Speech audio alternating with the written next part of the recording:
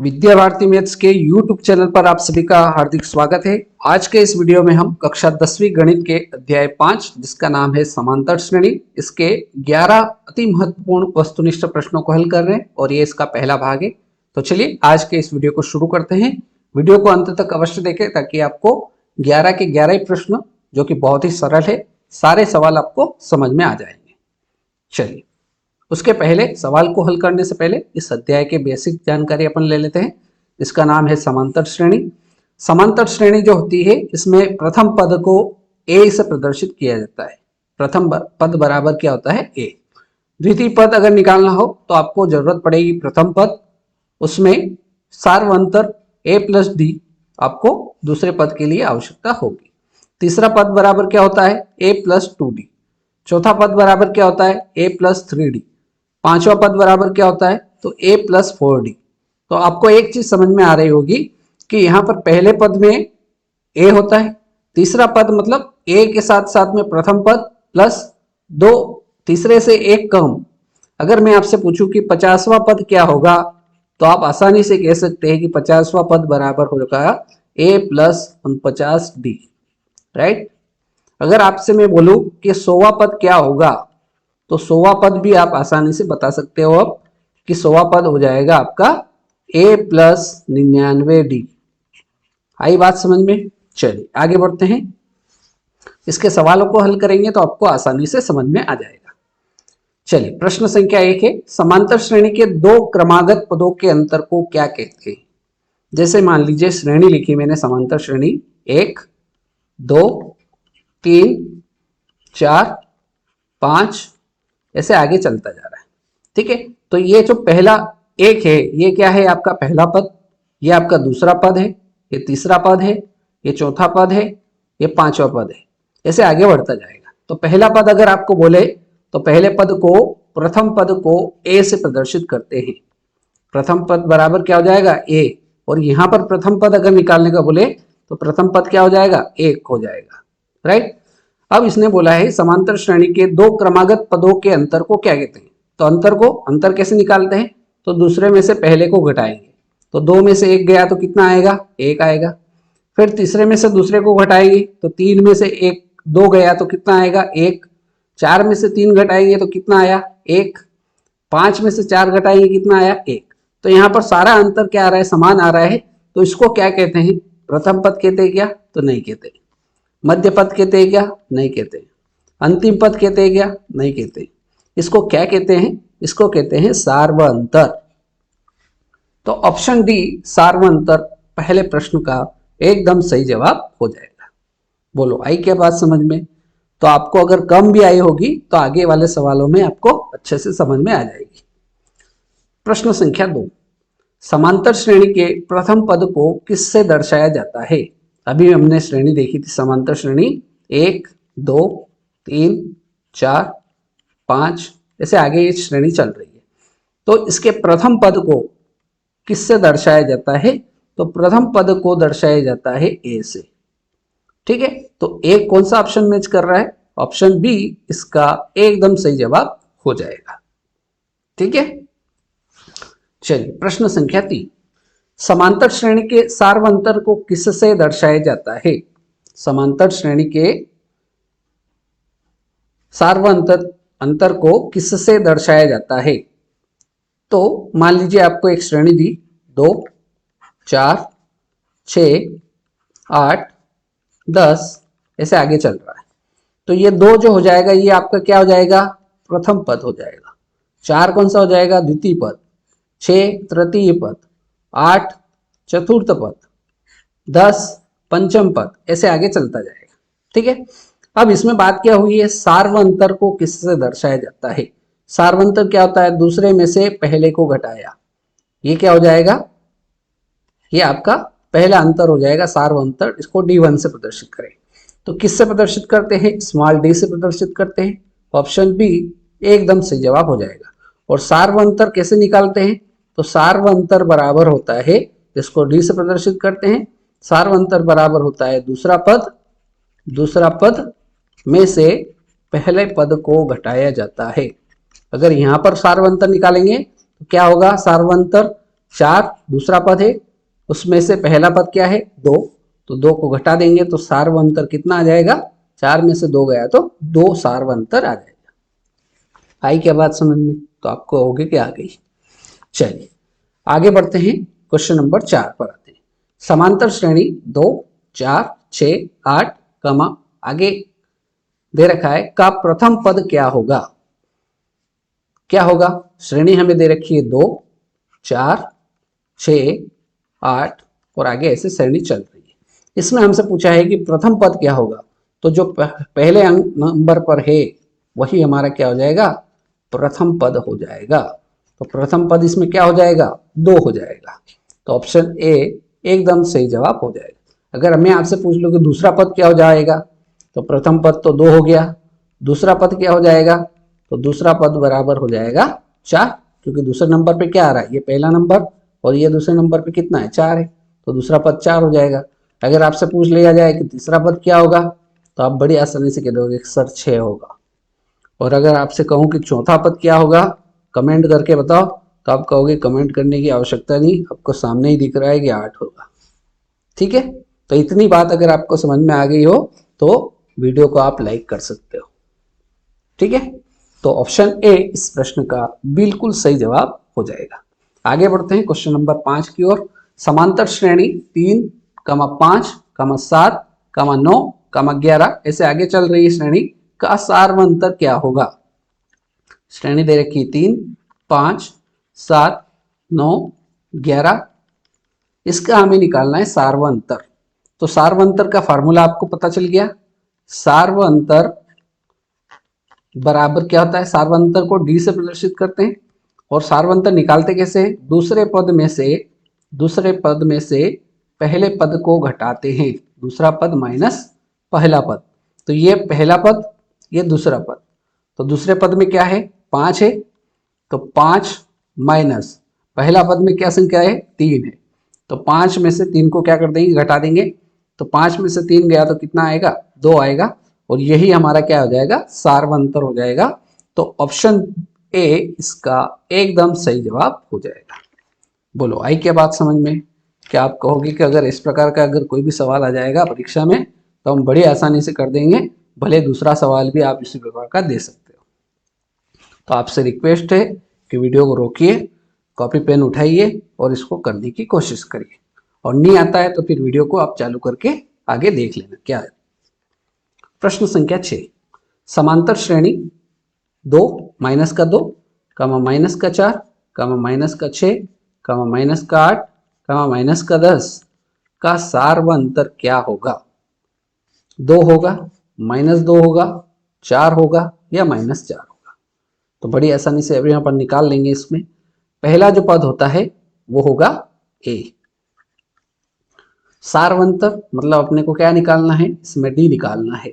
तो सार्वंतर बराबर क्या होता है, सार्वंतर को स्मॉल डी से प्रदर्शित करते हैं और ये निकालने के लिए दूसरे पद में से दूसरा पद माइनस पहला पद करते हैं, दूसरे पद में से पहले पद को घटाते हैं। दूसरा पद क्या है यहाँ पर, -2 पहला पद, -4 दूसरा पद, तो दूसरा पद है माइनस का 4 माइनस पहला पद क्या है माइनस का 2, तो ये माइनस का 2। बस इसको हल कर लीजिए, माइनस का 4 ऐसा कैसा ही, माइनस का गुणा माइनस से होगा तो माइनस माइनस क्या हो जाएगा, प्लस हो जाएगा। माइनस के 4 में से प्लस का 2 घटेगा तो ये माइनस का 2 आ जाएगा, और -2 ही इस प्रश्न का एकदम सही जवाब हो जाएगा, जो कि ऑप्शन बी में है। तो ऑप्शन बी इसका एकदम सही उत्तर हो जाएगा। आगे बढ़ते हैं, अगर अंडर रूट में भी आ जाए तो आप आसानी से निकाल सकते हो, अब तो कोई टेंशन लेने की बात ही नहीं है। हमें श्रेणी दे रखी 3 3 plus under root 2 3 plus 2 under root 2 3 plus 3 अंडर रूट 2 का सार्वंतर क्या होगा। श्रेणी क्या दे रखी है 3 3 plus under root 2 3 plus 2 under root 2 3 plus 3 अंडर रूट 2। इसका क्या निकालना है, सार्वंतर मतलब डी निकालना है। तो डी निकालने का फार्मूला होता है दूसरा पद माइनस पहला पद, दूसरा पद में से पहले पद को घटाते हैं तो हमारा सार्व अंतर जिसको डी से प्रदर्शित करते हैं वो निकल जाता है। तो दूसरा पद यहाँ कामा है, मतलब यहाँ से लगाकर यहाँ कामा तक ये दूसरा पद है। ये आपका पहला पद है, पहला पद, ये दूसरा पद है। तो दूसरा पद 3 प्लस अंडर रूट 2 माइनस पहला पद क्या है 3 है, तो ये घट जाएगा। तो ये प्लस का 3 माइनस का 3 दोनों क्या हो जाएंगे, कैंसिल हो जाएगी। ये प्लस का ये माइनस का इसलिए कैंसिल हो जाएंगे। अंडर रूट 3 बचेगा, अंडर रूट 2 बचेगा केवल, और यही हमारा क्या हो जाएगा, सार्व अंतर हो जाएगा। तो ऑप्शन बी यहाँ पर एकदम करेक्ट आंसर होगा। राइट। प्रश्न संख्या 8। प्रश्न संख्या 8 है अंडर रूट 2 कमा अंडर रूट 8 कमा अंडर रूट 18 कमा अंडर रूट 32 यदि समांतर श्रेणी में है तो इसका सार्व अंतर क्या होगा। क्या है श्रेणी हमारी, अंडर रूट 2, अगला क्या है अंडर रूट 8 कमा अंडर रूट 18 कमा अंडर रूट 32।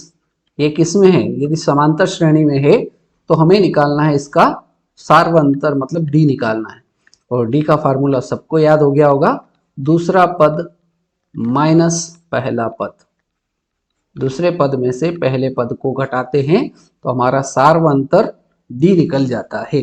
अब दूसरा पद यहाँ पर क्या होगा, ये तो हो जाएगा अंडर रूट 2 आपका पहला पद, अंडर रूट 2 जो होगा ये आपका दूसरा पद हो जाएगा। तो दूसरा पद अंडर रूट 8 माइनस पहला पद अंडर रूट 2। तो अंडर रूट 2 में से अंडर रूट 8 में से अंडर रूट 2 ऐसे नहीं घटेगा। अंडर रूट 8 के हमें अभाज्य गुणनखंड करेंगे। तो 8 के अभाज्य गुणनखंड क्या होंगे, 2 गुणित 2 गुणित 2, क्योंकि 2 का गुणा 2 से करेंगे तो 4, 4 का गुणा 2 से करेंगे तो वापस अपने को अंडर रूट 8 मिल जाएगा, माइनस अंडर रूट 2 ऐसा का ऐसा ही।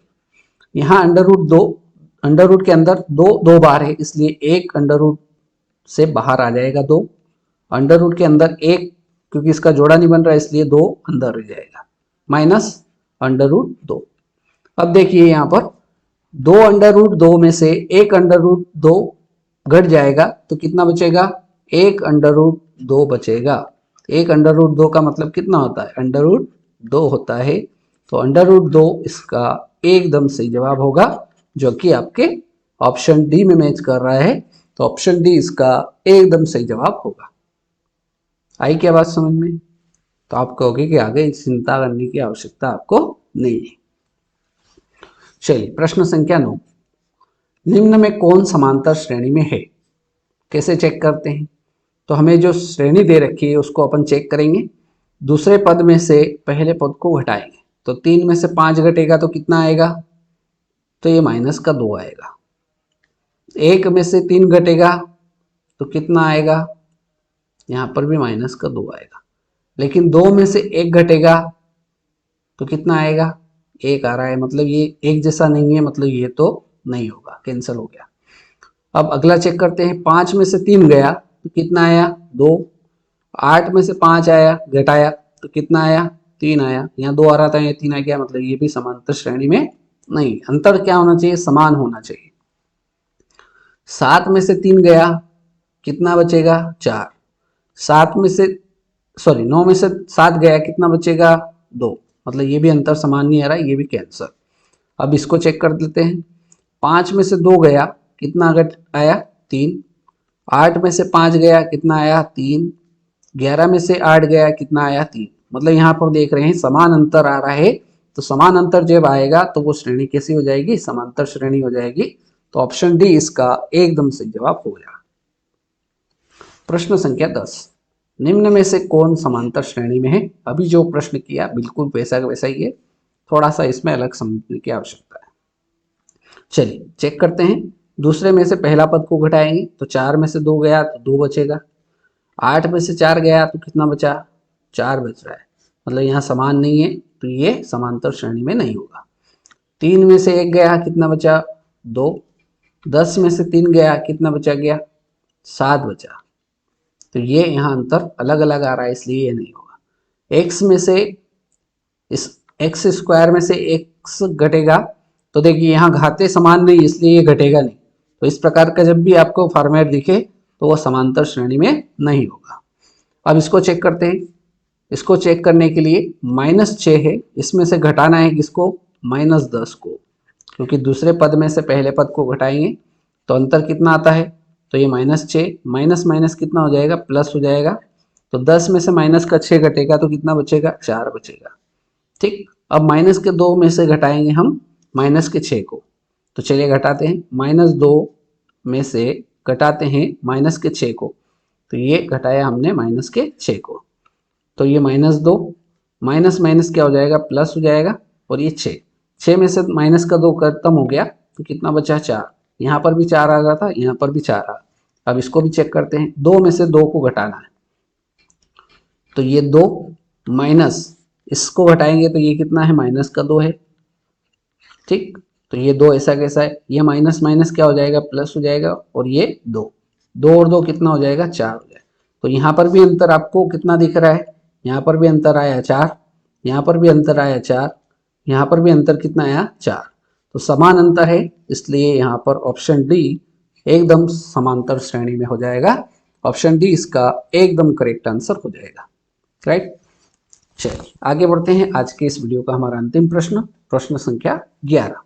1/3, 5/3, 9/3, 13/3 का सार्व अंतर क्या होगा, मतलब अपने को डी निकालना है। तो जो श्रेणी दे रखी है 1/3, 5/3, 9/3, 13/3, तो जो पहले नंबर पर होता है वो पहला पद होता है, जो दूसरे नंबर पर होता है वो दूसरा पद होता है। ये पहला नंबर, ये दूसरा नंबर। ठीक, अब अपने को सार्वंतर निकालना है, तो सार्वंतर का फॉर्मूला पता होना चाहिए। सार्वंतर को डी से प्रदर्शित करते हैं, और सार्वंतर बराबर होता है दूसरा पद माइनस पहला पद, मतलब दूसरे पद में से पहले पद को घटाते हैं तो हमारा सार्वंतर आ जाएगा। दूसरे पद भी क्या दे रखा है, दूसरा पद होगा हमारा 5/3, माइनस से माइनस लगाएंगे, पहला पद कौन सा हो जाएगा, 1/3, तो ये 5/3 में से 1/3 घटाएंगे। यहाँ हर दोनों समान है, इसलिए 3 इसका एलसीएम हो जाएगा। 5 3 में 3 का भाग देंगे तो 1, 1 में 5 से गुणा होगा तो 5 एकम 5, माइनस 3 में 3 का भाग देंगे तो 1, और 1 में 1 का गुणा करेंगे तो 1 एकम 1। 5 में से 1 गया, 4 बचेगा, और बटे में कितना आ जाएगा, 3। तो 4/3 हमारा क्या आ गया, डी का मान आ गया, और हमें सवाल में डी का मान ही पूछा था। तो सार्वंतर डी बराबर कितना हो जाएगा, 4/3। कौन सा ऑप्शन मैच कर रहा है, ऑप्शन सी 4/3 इस सवाल का एकदम करेक्ट आंसर हो जाएगा। तो आज के इस वीडियो में हमने पहले पार्ट में 11 प्रश्नों को हल किया। उम्मीद करता हूं कि सारे प्रश्न आपको समझ में आ गए होंगे। इसके बाकी के जो भी प्रश्न बचेंगे उनको हम नेक्स्ट वीडियो में कंप्लीट करेंगे। तो मिलते हैं नेक्स्ट वीडियो में ऐसे नए सवालों के साथ। जय हिंद, जय भारत।